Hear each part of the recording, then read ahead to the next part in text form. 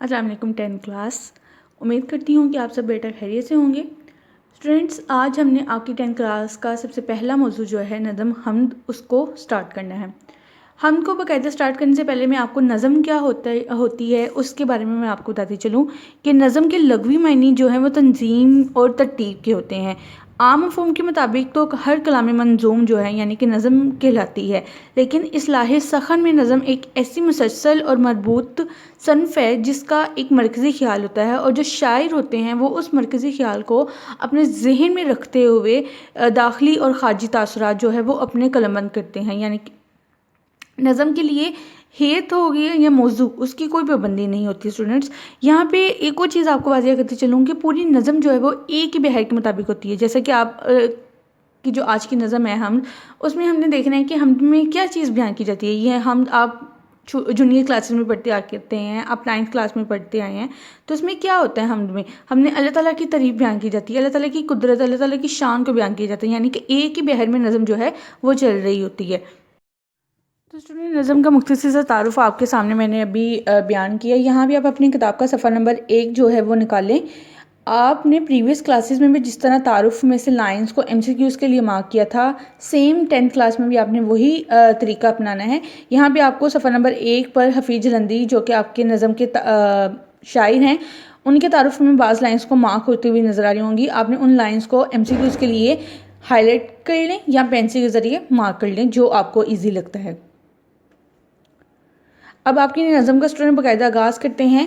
हफीज़ जलंधरी जो कि आपके आज के शायर हैं नज़म के, उनका मुख्तसर सा तारुफ यहाँ मैं आपको दिखाती चलूँ।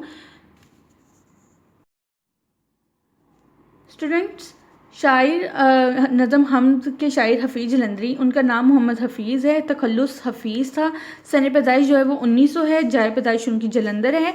अगर यहाँ पे उनके कुछ काबिल कदर तख्लीक़ात का जिक्र किया जाए तो उसमें एक कौमी तराना, जैसे कि आप सब बच्चे जानते होंगे कि हमारे कौमी का जो तराना है उसके तख्लीक़ार कौन है, हफीज़ जलंधरी। दूसरे उनके जो काबिल कदर तख्लीक़ है वो शाहनामा इस्लाम है।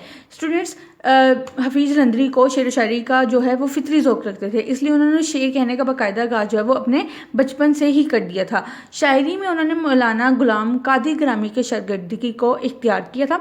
यहाँ पर स्टूडेंट आपको और चीज़ बताती चलूँ कि उनकी कुछ तसानीफ़ का जिक्र किया हुआ मैंने यहाँ पर। सबसे पहले उनके हफीज़ की नज़में च्यूंटी नामा और हफीज़ के गीत, ये उनकी कुछ कुछ जो हैं तसानीफ़ का जिक्र है। उसके अलावा स्टूडेंट्स, आप ने लाहौर में 1982 में यानी कि 82 में वफ़ात पाई, और आपका जो मज़ार है वो इकबाल पार्क में मीनार पाकिस्तान के करीब वाक़या है। अब स्टूडेंट, आपके बाकायदा नज़म का हम आगाज़ करते हैं। आप अपनी किताब का सफ़ा नंबर 2 निकालें।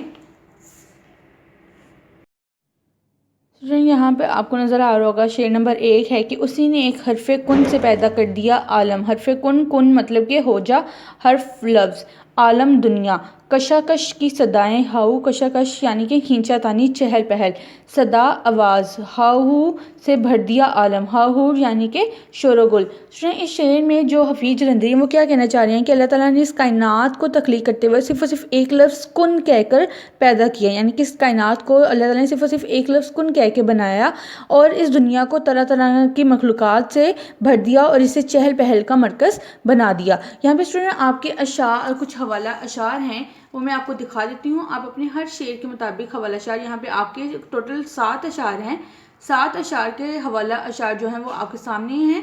आप इनको अपने अशार के सामने लिखते जाइएगा। स्टूडेंट, शेर नंबर 2 देखें कि निज़ाम आसमानी है इसी की हुक्मरानी से, हुक्मरानी यानी कि हुकूमत, और निज़ाम यानी कि सिलसिला। बहारे जौदानी है इसी की बागबानी से, बहारे जौदानी यानी कि हमेशा रहने वाली, लाजवाब रहने वाली, बागबानी बाग यानी कि दुनिया की निगहबानी। स्टूडेंट, इस शेर में हमें क्या बताना चाह रहे हैं हफीज़ जलंधरी कि इस कायनात का वाहिद और अकेला मालिक जो है या खालिक जो है वो सिर्फ़ और सिर्फ अल्लाह ताला है, जिसके हुक्म से सारा का सारा निज़ाम आसमानी जो है वो चल रहा है। इस दुनिया की हमेशा रहने वाली बहार का असली निगहबान जो है सिर्फ़ और सिर्फ खुदाए वाहिद है। ठीक हो गया स्टूडेंट्स, यानी कि यहाँ पे हमें अल्लाह ताला बताना चाह रहा है कि सब तारीफ़ें जो हैं वो सिर्फ़ और सिर्फ अल्लाह के लिए हैं, जो इस सारे जहान को पालने वाला है। शेर नंबर 3 देखें स्टूडेंट, ज़मीन पे जलवा आ रहा है, जलवा आ रहा है यानी कि ज़ाहिर होते हैं, मज़ाहिर इसकी कुदरत के, मज़ाहिर मज़हर की जमा मुराद नज़ारे, बिछाए हैं उसी दाता ने, दाता अता करने वाला ने, दस्तरख्वान नेमत के। इसमें स्टूडेंट्स क्या बताना चाह रहे हैं शायर कि अल्लाह ताला की बाकमाल जो कुदरत है कि तरह तरह के नज़ारे हमें हर जगह नज़र आते हैं, यानी कि अल्लाह ताला के बेतहाशा मनाजिर ऐसे हैं जो हमें इस ज़मीन पर नज़र आते हैं। उसी दाता ने तमाम मखलूक़ात के खाने के लिए ये दस्तरख्वान बिछाए हैं, यानी कि अल्लाह ने इस पूरे कर्ज़े अर्ज़ को इंसान के लिए दस्तरख्वान बना दिया है।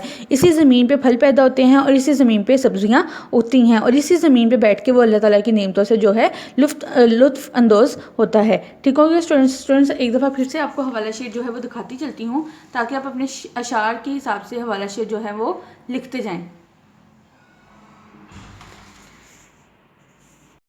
शेर नंबर 4 देखें कि सर्दो गर्म, खुश्क तर, उजाला और तरीखी, नज़र आती है सब में शान उसी की ज़ाते बारीकी। सर्दो गर्म से मुराद सर्दी और गर्मी, खुश्क और तर खुश्की और समुंदर, उजाला और तरीखी से मुराद सुबह और शाम, सब में सिर्फ अल्लाह ताला की ज़ात नज़र आती है। यानी कि शायर क्या कह रहा है कि इस कायनात के हर रंग में और हर अंग में अल्लाह ताला की ज़ात जो है वो रची बसी मालूम होती है। हमारी हर वो चीज़ जो हमारी दायरा बसारत में आती है, अगर हम उस पर गौर करें तो हमें सिर्फ सबसे बड़ी शान वाले अल्लाह की ही शान नज़र आएगी ही।